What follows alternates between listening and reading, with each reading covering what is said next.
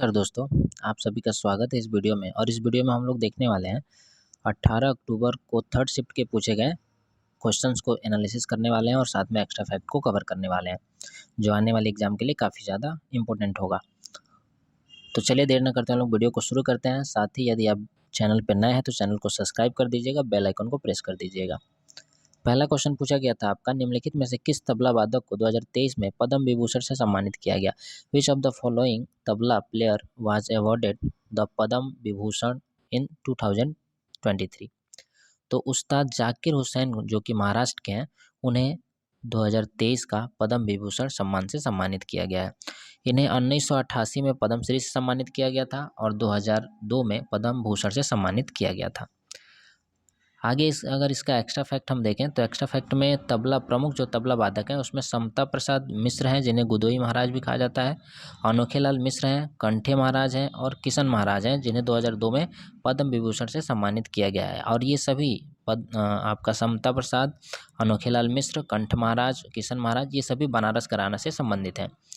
उसके बाद अल्लाह राखे कुरैशी जो कि आपका अनुराधा पाल हैं और संदीप दास हैं, जिन्हें ग्रैमी अवार्ड भी दिया जा चुका है। तो ये सभी तबला प्लेयर हैं। अगला क्वेश्चन पूछा गया था कि महिला T20 विश्व कप कितने साल के गैप के यानी अंतराल पे होता है? After how many years gap is the women's T20 world cup played? तो ये 2 साल के गैप में खेला जाता है और 2024 जो था वो 9वां संस्करण था आपका महिला T20 वर्ल्ड कप का, जो कि आपका संयुक्त राज्य अमीरात में आयोजित किया गया था। पहला जो T20 महिला वर्ल्ड कप खेला गया था वो 2009 में खेला गया था, इंग्लैंड में खेला गया था। आगे इससे रिलेटेड अगर हम क्वेश्चन देखें तो IPL की शुरुआत कब से होती है? तो ये 2008 से होती है। WPL की शुरुआत कब से होती है? तो यह 2023 से होती है। और फर्स्ट विनर टीम जो थी वो MI थी, मुंबई इंडियंस थी। वनडे वर्ल्ड कप पुरुष की शुरुआत कब से होती है? तो ये 1975 से होती है और फर्स्ट जो विनर था वो वेस्ट इंडीज़ था। महिला वर्ल्ड कप की शुरुआत 1973 से हुई थी। T20 पुरुष वर्ल्ड कप की शुरुआत 2007 में हुई थी, जिसका फर्स्ट विनर अगर कहा जाए तो इंडिया था। T20 महिला वर्ल्ड कप की शुरुआत 2009 में हुई थी, जिसका जो कि आपका कहाँ हुआ था? इंग्लैंड में हुआ था। T20 अंडर 19 महिला वर्ल्ड कप की शुरुआत 2023 में होती है, जिसका फर्स्ट विनर आपका इंडिया था। तो ये आपसे आने वाली एग्जाम शिफ्टों में क्वेश्चन पूछे जा सकते हैं। अगला क्वेश्चन है कि हरिहर और बुक्का विजयनगर साम्राज्य के से पहले किसके मंत्री थे? यानी हरिहर और Bukka were the minister of the home before the Vijayanagara empire. यानी विजयनगर एम्पायर की स्थापना करने से पहले हरिहर और बुक्का जो दोनों भाई थे वो किस साम्राज्य में यानी किस राजा के मंत्री थे? तो विजयनगर साम्राज्य की स्थापना से पहले हरिहर और बुक्का जो थे वो काम्पीली राज्य के मंत्री थे। हरिहर और बुक्का जो है ये 1336 ईस्वी में तुंगभद्रा नदी के किनारे विजयनगर साम्राज्य की स्थापना करते हैं। और ये कौन से वंश के से करते हैं? तो संगम वंश से करते हैं। चूँकि विजयनगर साम्राज्य जो था उसमें 4 वंश थे, तो ये संगम वंश से जुड़े थे। आगे अगर देख लें प्रमुख संस्थापक, तो चौहान वंश के संस्थापक वासुदेव चौहान है। जालौर के चौहान वंश के संस्थापक कृतिपाल हैं। राष्ट्रकूट वंश के संस्थापक दंती दुर्ग हैं, जिसकी राजधानी मानेखेड़ थी। गुर्जर प्रतिहार के संस्थापक नागभट्ट है प्रथम है। पाल वंश के संस्थापक गोपाल हैं। और साथ ही ऊपर दिए गए ये जो वंश थे, जिसमें आपका राष्ट्रकूट वंश, गुर्जर प्रतिहार वंश और पाल वंश, ये तीनों जो थे वो त्रिपक्षीय युद्ध में संघर्ष में भाग लिए थे, जिसमें कन्नौज के लिए युद्ध लड़ा जा रहा था। पल्लव वंश के अगर संस्थापक पूछे तो वो सिंह विष्णु थे। अगला क्वेश्चन पूछा गया था कि गांधी जी ने किन समझौते के अनुसार सविनय अवज्ञा आंदोलन को वापस ले लिया था और दूसरे गोलमेज सम्मेलन में भाग लेने के लिए सहमत हुए थे? According to the which agreement did Gandhi ji withdraw the civil disobedience movement and agreed to participate in the second round table conference?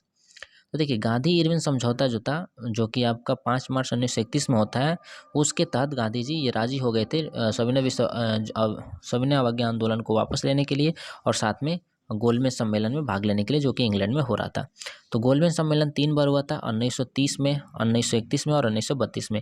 ये आयोजित किसके द्वारा करवाया गया था? तो ब्रिटेन के राष्ट्रपति उस समय कौन थे? जॉर्ज प्रथम थे, उनके द्वारा कराया गया था। और अध्यक्षता किसने किया था? तो ब्रिटेन के प्रधानमंत्री रामेश मैकडोनाल्ड ने किया था। यानी कि तीनों जो सम्मेलन होते हैं उसकी अध्यक्षता रामेश मैकडोनाल्ड ने किया था। तीनों में अगर भाग लिया, पूछा जाए कि किस भारतीय ने भाग लिया था, तो BR अम्बेडकर ने भाग लिया था।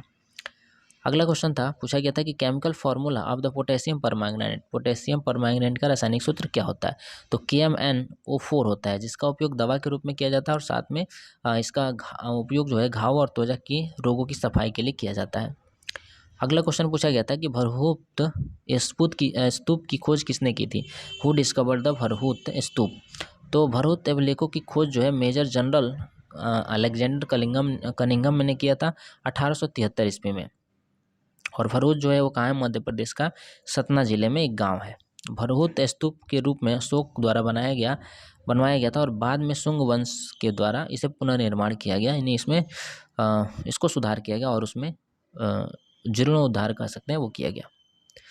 अगला क्वेश्चन पूछा गया था कि संपत्ति के अधिकार को भारतीय संविधान के किस संशोधन द्वारा मौलिक अधिकार की सूची से हटा दिया गया था? By which amendment of the Indian Constitution the right to property was removed from the list of the fundamental rights? तो ये 44वां संविधान संशोधन था, यानी कि 44th अमेंडमेंट था, कॉन्स्टिट्यूशन अमेंडमेंट था, जिसमें क्या किया गया था आपका जो 1978 में होता है, और इसमें मौलिक अधिकार जो थी, जिसमें आपका राइट टू प्रॉपर्टी हुआ करता था, उसे हटा दिया गया था, जो कि आर्टिकल 31 में आता था। और इसे संपत्ति का जो अधिकार था इसे कानूनी अधिकार बना दिया गया और इसे 300 के ई में रख दिया गया, जो कि संविधान का भाग 12 है। अगला क्वेश्चन पूछा गया था कि डॉक्टर भीमराव अंबेडकर पुरस्कार 2024 में किस राज्य के मुख्यमंत्री को प्रदान किया गया था? यानी Bharat Ratna doctor Bhimrao Ambedkar award was given to the chief minister of which state in 2020? तो ये उत्तर प्रदेश के मुख्यमंत्री योगी आदित्यनाथ को दिया गया था।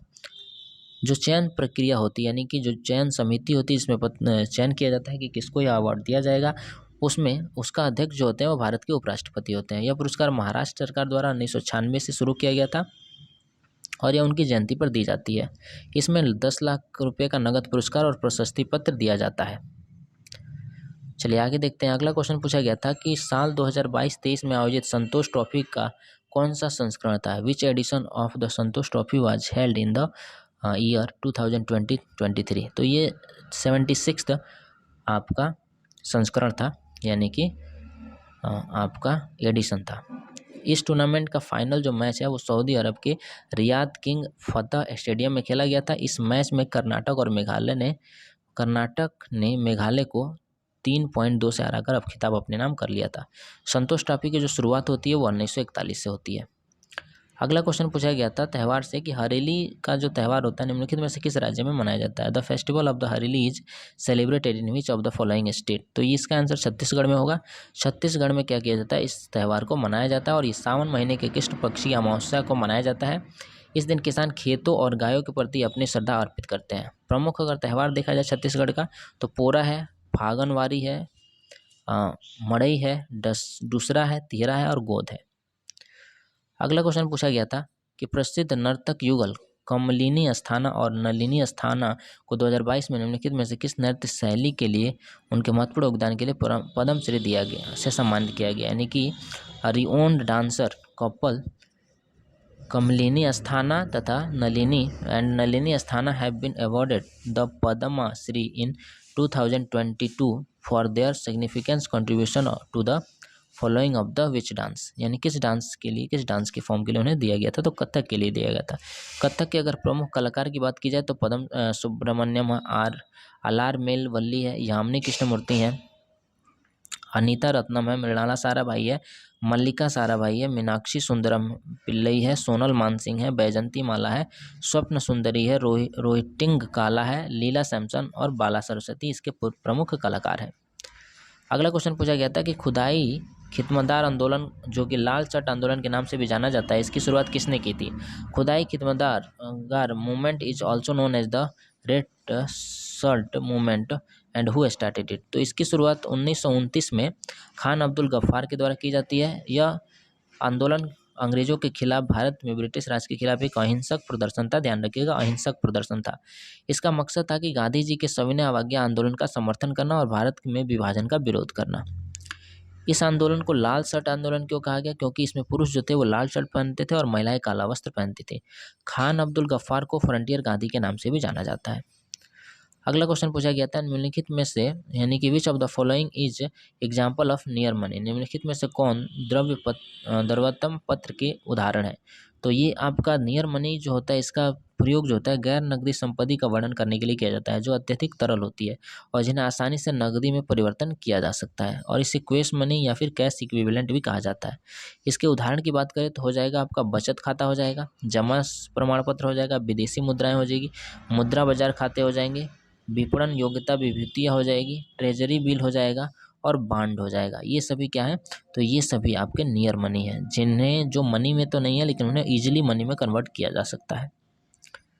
अगला क्वेश्चन है कि भारत के पहले शिक्षा मंत्री मौलाना अब्दुल कलाम आज़ाद ने निम्नलिखित में से कौन सी पुस्तक लिखी है। Which of the following book was written by the Maulana Abdul Kalam Azad the first education minister of India. तो इंडिया विंस फ्रीडम ये पुस्तक इनके द्वारा लिखी गई है।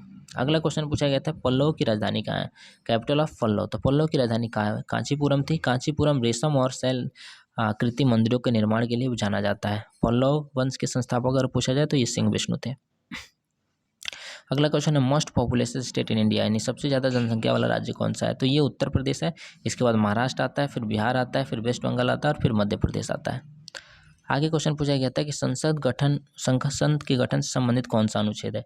तो which article of is related to the formation of parliament. तो ये 79 अनुच्छेद है भारतीय संविधान के यह भाग 5 में शामिल है। इसमें याद रखना आपको सरला एक ट्रिक होता है जिसमें 79, 80 और 81 होता है। स से आपका हो जाएगा संसद, र से हो जाएगा राज्यसभा और ल से हो जाएगा लोकसभा। यानी 71 में संसद की चर्चा है, 80 में राज्यसभा की चर्चा और 81 में लोकसभा की चर्चा है। अगला क्वेश्चन पूछा गया था कि विच of the following is not a iron और बेल्ट, निम्नलिखित में से कौन एक आयरन अयस्क पेटी नहीं है। तो ये हो जाएगा आपका बिलासपुर पानीपत बेल्ट, ये ऑप्शन में दिया गया था, यही आपका करेक्ट आंसर होगा। आगे पूछा गया था अभिसारी और अपसारी टेक्टोनिक प्लेट से संबंधित कोई क्वेश्चन था, यानी convergent and divergent tectonic plate से क्वेश्चन था। तो इसमें अभिसारी यानी कि आपका कन्वर्जेंट जो टेक्टोनिक प्लेट हैं उन्हें क्या कहा जाता है, तो कुछ ऐसे प्लेट जो एक दूसरे से दूर जाती हैं उन्हें हम क्या कहते हैं, कन्वर्जेंट प्लेट का टेक्टोनिक प्लेट कहते हैं या अभिसारी टेक्टोनिक प्लेट कहते हैं। अपसारी टेक्टोनिक प्लेट में क्या खूबी है, तो कुछ प्लेट जो होते हैं एक दूसरे से दूर चली जाती हैं और सारी सीमाएं बनाती हैं, उन्हें हम अपसारी टेक्टोनिक प्लेट कहते हैं। तो ये आपका आज का क्वेश्चन था जो 18 अक्टूबर को थर्ड शिफ्ट में पूछा गया था और इसके एक्स्ट्रा फैक्ट थे। साथ ही वीडियो अगर पसंद आए तो वीडियो को लाइक कर सकते हैं और यदि आप PDF चाहते हैं तो डिस्क्रिप्शन में टेलीग्राम ग्रुप का लिंक दिया गया है, उसे ज्वाइन करके आप PDF ले सकते हैं। तो चलिए फिर मिलते हैं हम लोग अगले वीडियो में। और एक और ज़रूरी सूचना, हमारे जो चैनल पे हम देख रहे हैं इसमें आपका लगभग 7% यूज़र है वो अनसब्सक्राइबर है, यानी कि वो सब्सक्राइब नहीं किए हुए चैनल। तो प्लीज़ आप सभी चैनल को सब्सक्राइब कीजिए, यदि चैनल पे विजिट कर रहे हैं तो चैनल को सब्सक्राइब कीजिए ताकि हमें सपोर्ट मिल सके और हमें पता चल पाए कि कितने लोग हमारी वीडियो को पसंद करते हैं। चलिए फिर मिलते हैं हम लोग अगले वीडियो में, तब तक के लिए धन्यवाद।